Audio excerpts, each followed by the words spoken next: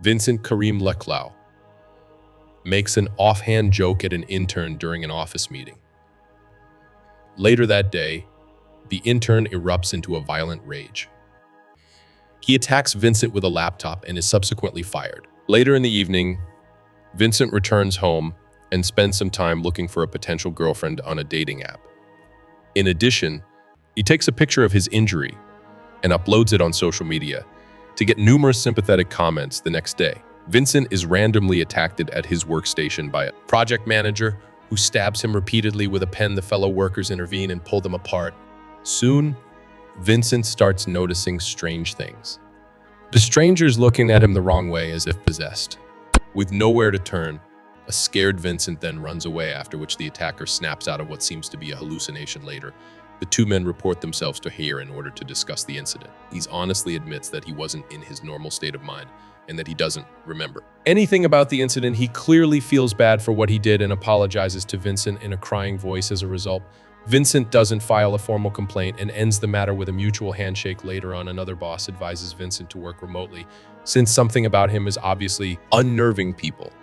Before returning home, Vincent asks a coworker to check social media to see if there are any bad rumors about him, but they find nothing. This confuses Vincent, and he wonders why people are charging towards him for no apparent reason to refresh himself from the ongoing events. He later goes on a date with a woman that he met on the dating app. They meet at a restaurant, and they both have a good time talking. However, their smooth-going conversation soon takes a different turn when Vincent notices a homeless man staring through the window at.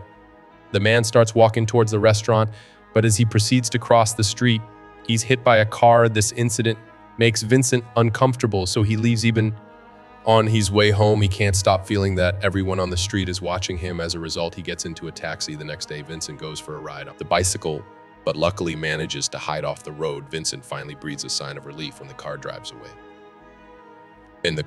away. Upon returning home, he searches the internet for news related to mysterious cases of violence.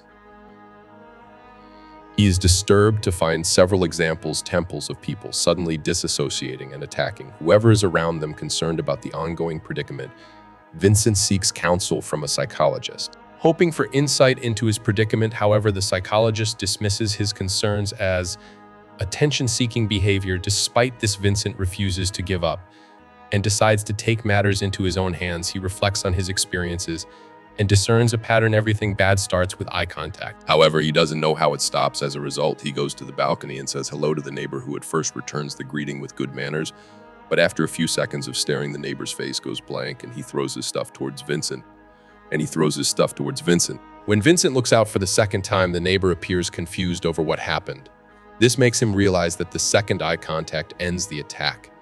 That afternoon, Vincent orders a package containing a taser, handcuffs, and pepper spray. He then takes some time to practice on how to react swiftly when he's under attack. Now that he feels a bit safe, he goes for a walk, but when he gets back, the neighboring kids see him and immediately charge towards him. Vincent tries to defend himself without hurting them, but the kids persist and even bite him. Left with no other choice, he throws the children to the floor at the same time.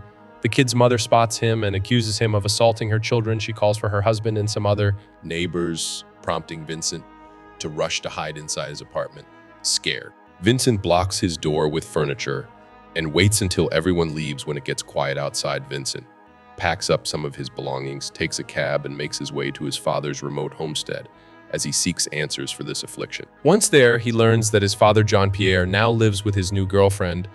Upon realizing that there's no room for him to stay, Vincent borrows his father's car and drives away. After a few hours of driving, he pulls over at a store, buys some food, and eats it while sitting in a park. While there, he's approached by a homeless man, Wayne, and his dog. Believing that he's about to be attacked, Vincent tries to leave, but the old man assures that he possesses no harm. Walking says that he witnessed how Vincent avoided eye contact with the cashier earlier. The old man then reveals that he's also suffering from the same predicament as Vincent. For the past 7 months, it got so bad that he had to leave his job and his family. He doesn't know what caused it, but he knows there are others like him that chat on forums and blogs. Meme recommends that Vincent use the one that he uses, the Watchman blog. In this platform, they discuss techniques to survive alone, since even going to the hospital is dangerous. Before departing, while advises Vincent to get a dog as it won't attack him and can warn him of any danger. Following this, Vincent drives towards his family's countryside property. He secures the gate with chains before making his way inside. He then uses his laptop to access the website recommended by Waim.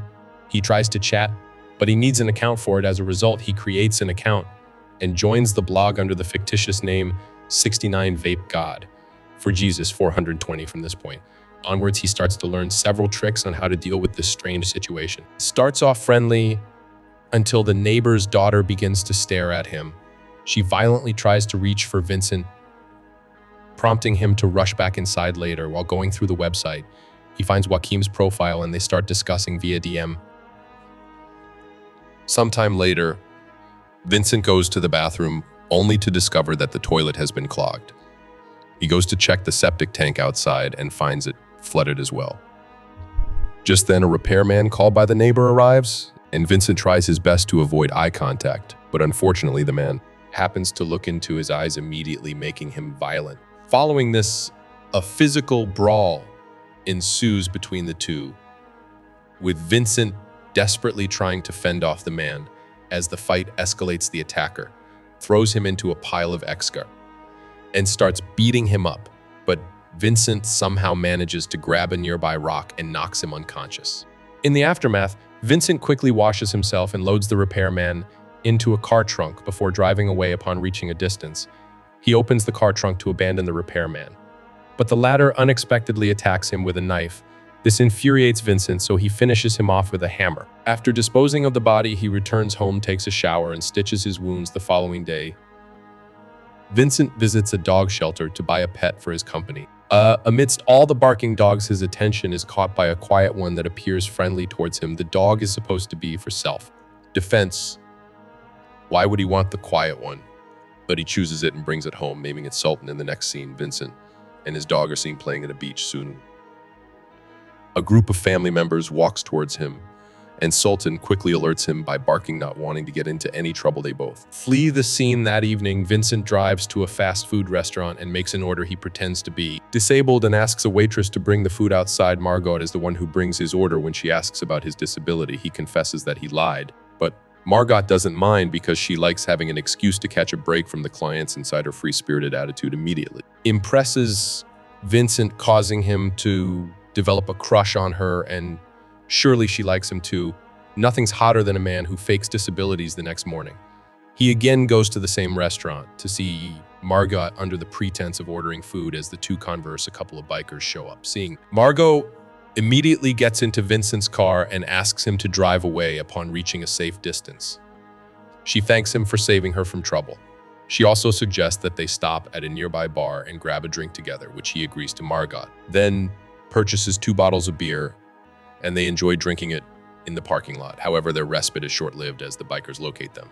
They immediately demand Margot for money. She has them moments later. One of the bikers happens to look Vincent in the eyes, causing him to go blank, sensing the danger. Sultan starts barking, and Vincent immediately subdues the guy with his teaser. When the other biker charges towards him, Vincent manages to knock him down with a punch before they all flee the scene. As they drive away, Sultan starts growling, but before Vincent can react, Margot launches her attack on him in a desperate bid to defend himself. Vincent hits her head against the car window, rendering her unconscious. He then brings her to his house and locks her inside a room. Margot wakes up the next morning with no recollection of what happened. She tries to unlock the door, but Vincent addresses her from outside. He asks her to close her eyes, assuring that he'll drop her at home. Margot complies. And Vincent guides her to his car, where he handcuffs her for safety. If Margot is into this kind of stuff, then this is a very good first date en route. Margot asks about the matter, and Vincent shares his entire ordeal as expected. She doesn't believe him, so he decides to show her a demo. He pulls over the car at the supermarket and makes his way inside. Not long after, he rushes outside with a rally of people chasing him. He somehow manages to get inside the car and narrowly escapes the scene. This incident finally convinces Margot that he's speaking the truth. A short while later, they arrive at Margot's home, which turns out to be a boat. She invites him inside, where they share some drinks and a chat. Their conversation soon takes a romantic turn, and they end up making out. Later on, Vincent goes to his car to retrieve his phone, during which he finds several messages from Wami. He then calls Wayne, who claims that he's cured because nobody attacks him any longer. However, he doesn't know how it happened. Now he's finally going to meet his wife. After so long, once the call ends, Vincent returns to Margot, and the duo have some romantic conversation before falling asleep. Unfortunately, at midnight, Margot gets on top of Vincent and begins choking him. She's not possessed.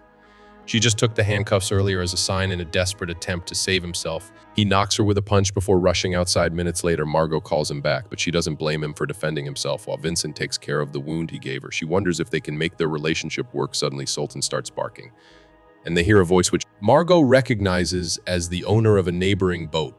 Then more and more voices can be heard yelling in the distance.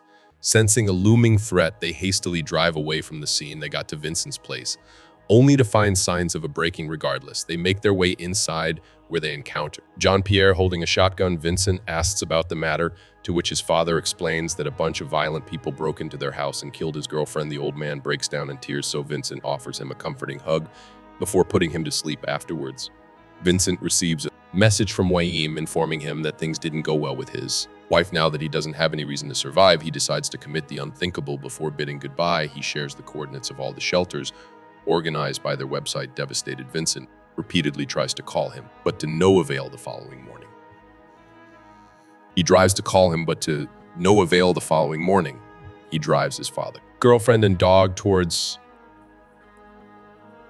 one of the shelters. On their way, they hear the news on the radio mentioning a wave of violence taking over the country.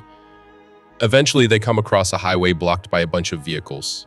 People seem to have gone insane as they're fighting each other, creating a riot. Jean-Pierre wants to get revenge for his girlfriend, so he gets out of the car to join the scuffle. Panicked, Vincent goes after him, during which he sees people brutally killing each other. Meanwhile, Sultan also follows them, but it doesn't bark even once. I love dogs, but Sultan is useless. This makes Vincent realize that nobody wants to attack him anymore. Oh, sorry. Sultan continues to search for his father in the crowd, but can't find him. Upon witnessing the escalating situation, Margot approaches Vincent and manages to convince him to leave without his father following this. They run away from the highway, making their way through the woods. After several hours of walking, Vincent's face suddenly goes blank as if something has taken over him.